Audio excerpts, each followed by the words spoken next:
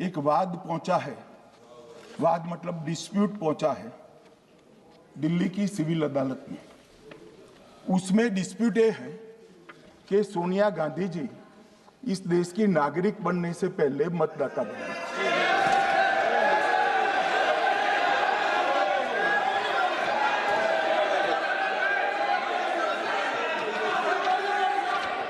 आगे सुनो, बोल क्या रहे, पूरी बात तो सुनो।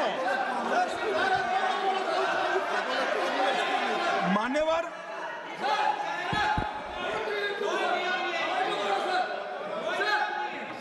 मैंने इतना ही कहा है कि अदालत में केस चल रहा है जो फैक्चुअल है।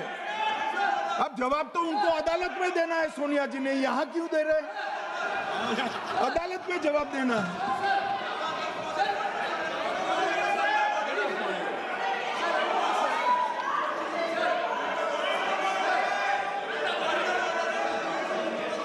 बीच के भाषण में पॉइंट ऑफ ऑर्डर नहीं होता। नहीं है सर, मुझे याद है जो माननीय सदस्य नहीं है, ये 352 ये रहा, 352 टेबल पे रहता है, मुझे वहां याद है 352। Home Minister is speaking about an issue which is pending in a court. Actually, what happened, sir?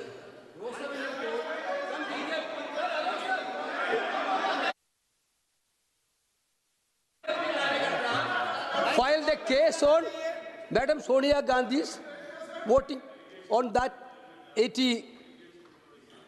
Sir, that Ross Avenue Court dismissed that case without, there is no substance in that case. After that, the same person given an appeal.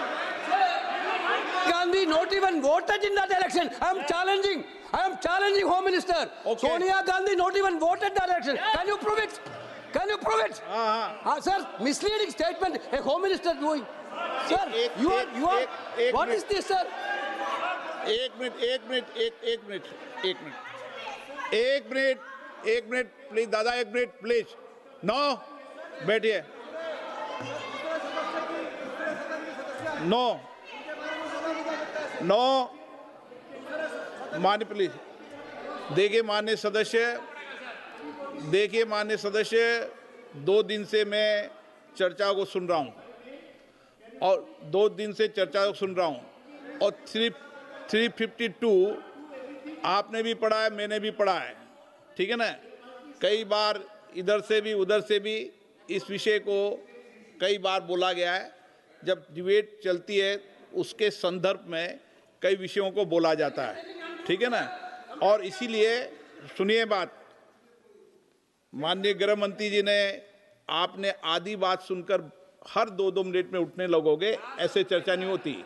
आप उनकी पूरी बात को सुनिए, क्या संदर्भ था, उन्होंने कोई फैसला नहीं दिया है, उन्होंने एक जानकारी जो आई है वो जानकारी सदन के पटल पे रखी है। अब मुझे सुनिए तो, अब आपने एक मुद्दा खड़ा किया, मुझे जवाब तो देने दीजिए। मान्यवर, मैंने कुछ ऐसा नहीं कहा, मैंने सिर्फ इतना कहा है कि एक वाद दायर हुआ है दिल्ली की अदालत में। मैंने कोई कंक्लूजन नहीं कहा, मैंने कहा कंक्लूजन का, मैंने कोई कंक्लूजन नहीं कहा। कंक्लूजन तो जब उनका नोटिस का जवाब वो दे देगी तब अदालत देगी, तब फिर से बताऊंगा मैं। मगर अभी तो मैंने सिर्फ इतना कहा है कि वहां एक केस रजिस्टर्ड हुआ है जिसमें श्रीमती गांधी को नोटिस इश्यू किया है। इसमें इतने लाल पीले होने की जरूरत क्या है? मान्यवर, हम सबका साझा दायित्व है, हम भी विपक्ष में बैठे, हम चुनाव जितने जीते हैं इससे ज्यादा हारे हैं। हम लोगों का तो एक प्रकार से पौना जिंदगी ही विपक्ष में ही चला गया, चाहे राज्य हो या केंद्र हो। कई चुनाव हमारे, हमने चुनाव आयुक्त और चुनाव आयोग पर कभी आरोप नहीं लगाए। एक नया पैटर्न खड़ा हुआ, एक नया पैटर्न। मैं पूरा वाक्य नहीं बताना चाहता। श्रीमती ममता बनर्जी ने चुनाव आयोग पर आरोप लगाए, स्टालिन जी ने लगाए, बीडी सतीशन जी ने लगाए, श्री राहुल गांधी ने लगाए, मल्लिकार्जुन खड़गे जी ने लगाए, तेजस्वी यादव जी ने लगाए, अखिलेश यादव जी ने लगाए, वी शिवन कुट्टी ने लगाए, हेमंत सोरेन जी ने लगाए, भगवंत मान जी ने लगाए। अब पहले तो ऐसी परंपरा सिर्फ कांग्रेस पार्टी में थी, मगर संपर्क का दोष कहता होता है साहब, ये सारे इंडिया अलायंस वाले चुनाव आयोग के खिलाफ आते। मान्यवर, चुनाव आयोग एक तटस्थता से चुनाव कराने वाला संस्थान बनाया गया और इसकी मान्यता कोई पॉलिटिकल पार्टी ने नहीं दी, भाग और अनुच्छेदों के तहत हमारे संविधान ने दी है और ये संवैधानिक प्रक्रिया है। इस संवैधानिक प्रक्रिया पर सवाल खड़े कर कर, अनर्गल आरोप कर कर आप पूरे चुनाव आयोग की एक प्रकार से पूरे दुनिया में इसकी छवि को धूमिल करने का काम कर रहे हैं। आपको लगता है कि आप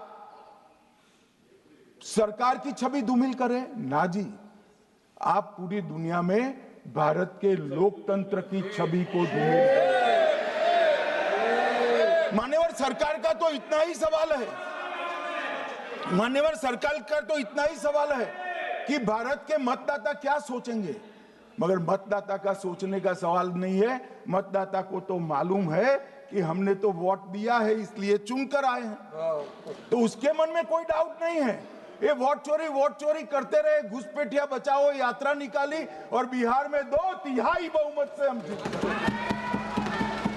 मान्यवर, ये जो नई परंपरा शुरू हुई कि देश के अंदर चुनाव न जीते तो चुनाव आयोग को बदनाम करो, चुनाव प्रक्रिया को बदनाम करो, मतदाता सूची को बदनाम करो, ये हमारे लोकतंत्र का भला नहीं करेगी। यही आयुक्त के तहत, यही सरकार के होते हुए आप कई चुनाव जीते हैं, हम कुछ नहीं बोले हैं, हम पार्टी में बैठकर इसकी मीमांसा की, मगर ये लोग चुनाव आयोग पर।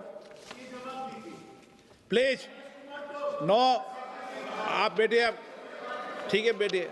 माननीय सदस्य प्लीज प्लीज। मान्यवर, मैं थोड़ी स्पष्टता के लिए आंकड़ा देना चाहता हूं।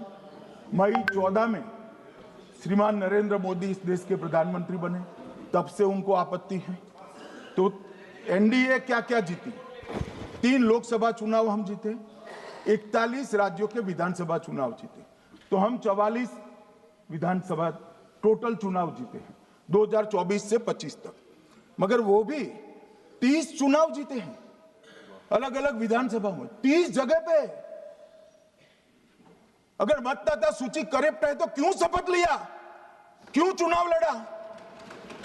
आप बताइए देश की जनता को। आप लोग यहां कैसे पहुंचे? श्री राहुल गांधी जहां से चुनकर आए थे, वो वायनाड की मतदाता सूची में भी मेरी पार्टी ने प्रेस कॉन्फ्रेंस कर इसी प्रकार की डिस्क्रिपेंसी को बताया है। इसका जवाब नहीं देते। हमने अमेठी का भी बताया है, इसका जवाब नहीं देते हैं। मान्यवर, ये चुनाव की मतदाता सूची में जो थोड़ी बहुत गलतियां हैं, उसको वो लोग मुद्दा बनाते हैं चुनाव हारने का। चुनाव हारने का कारण है नहीं, मैं अंत में बताऊंगा क्यों हारते हो चुनाव, मैं बताऊंगा मान्यवर अंत। परंतु फिर भी चलो मान ले कि मतदाता सूची ठीक नहीं है, तो गहन पुनर्निरीक्षण का मतलब ही ये है कि मतदाता सूची को सुधारने की प्रक्रिया। अब इसमें आपके बीएलए सहयोग नहीं करते हैं, आप उसका बहिष्कार का ऐलान करते हो, आपकी राज्य सरकारें जहां है वो मदद कम करती हैं, तो कैसे मतदाता सूची का शुद्धिकरण होगा? जो आपकी डिमांड है वो ही चुनाव आयोग कर रहा है। आपकी डिमांड है कि मतदाता सूची ठीक हो, वो चुनाव आयोग कर रहा है, मगर हुआ क्या है मान्यवर मालूम है? इनको अब अगर प्रेस में कोई पत्रकार उनको पसंद ना आए ऐसा सवाल पूछते हैं तो तुम बीजेपी के एजेंट हो ऐसा कहते हैं। मान्यवर, सवाल जो भी हो उसको लेना चाहिए। मान्यवर, पत्रकार कभी बीजेपी का एजेंट नहीं होता है, मगर आप अगर ऐसा मानते हो कि लोकतंत्र में आपको पसंद आए ऐसे ही सवाल पत्रकार पूछे तो ये नहीं हो सकता। इमरजेंसी नहीं है भाई, इमरजेंसी नहीं है।